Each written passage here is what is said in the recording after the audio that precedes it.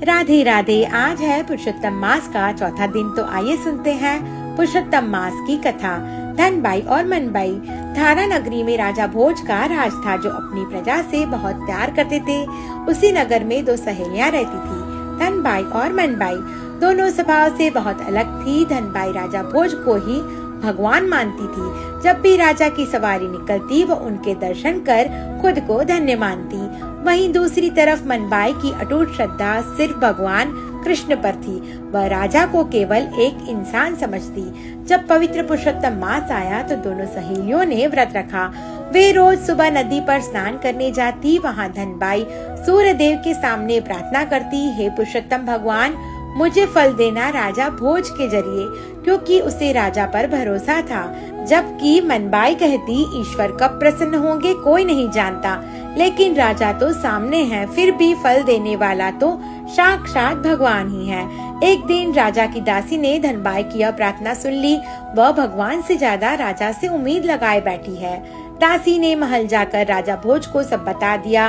राजा बहुत दयालु थे। उन्होंने सोचा कि धनबाई को धन की जरूरत है, इसलिए कल उसे दरबार में बुलाकर खुश कर दूंगा।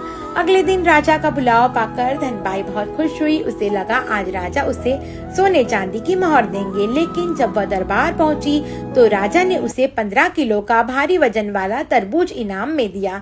धनबाई का दिल टूट गया। वह उदास होकर लौटने लगी।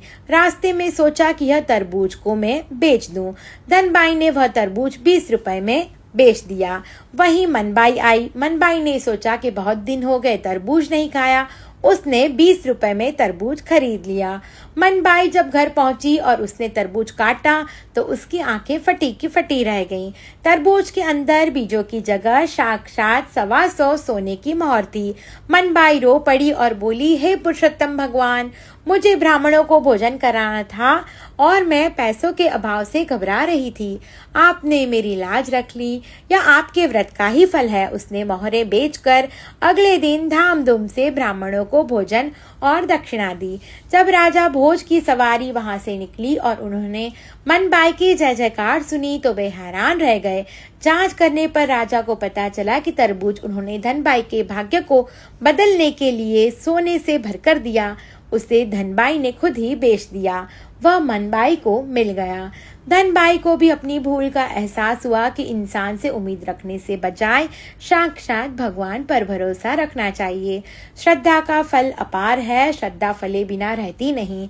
इंसानों के आगे हाथ फैलाने के बजाय उस परमात्मा पर भरोसा रखिए जो सब देख रहा है।